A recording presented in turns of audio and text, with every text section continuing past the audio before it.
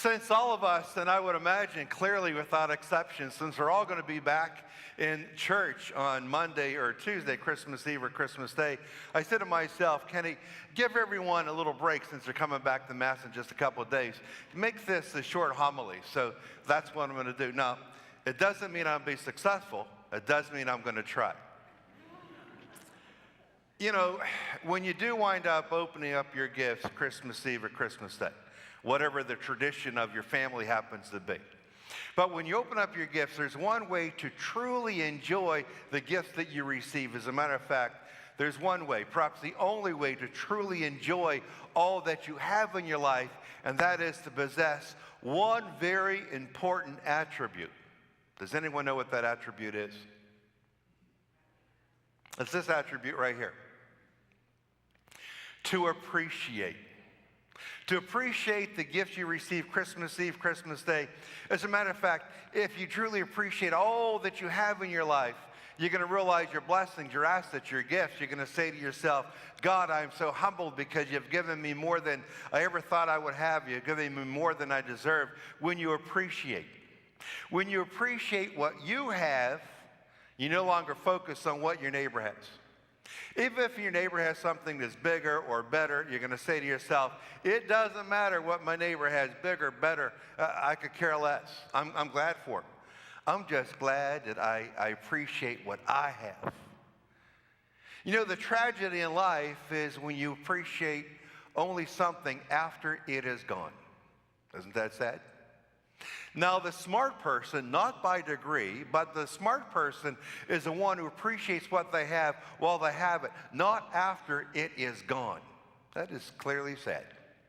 We're going to watch a little video. It takes about 1 minute and 5 seconds of a fella who could not enjoy and appreciate what he had. He kept thinking about all those things he did not have, and it's really become somewhat unfortunate.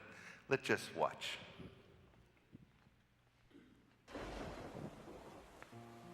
On his way back home, Jonathan was cursing life. He was upset that he did not have a big house to live in. It made him sad that he did not have shiny shoes or nice clothes that made him look good. He cursed himself as he couldn't even remember the last time he had a fancy meal. What could I possibly thank God for?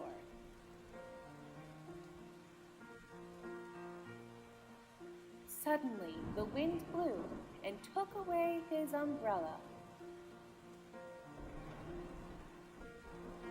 And he lost the only shelter he had.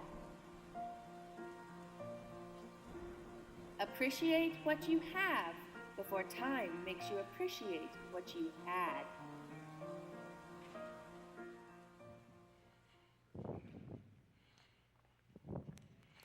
And hopefully that's the attitude maybe you've had in your life the whole time, and if that's been your attitude, appreciating what you have while you have it, that's just fabulous. Keep going, because that's the way you want to live. But no matter what you get for Christmas or what you don't get for Christmas, if you feel like you've been shortchanged or disappointed, the truth of the matter is it really doesn't matter. If you appreciate what you have, you might even be able to say, my dad always said this, used to drive me crazy because I always try to figure out what to buy for Christmas. And time again, he'd say, I don't want anything because I have all that I need. And I'd say, well, that doesn't do me much to buy you a gift. But he was right, because I find every so often other people, I'm not there yet. Maybe one day I'll finally arrive to that point.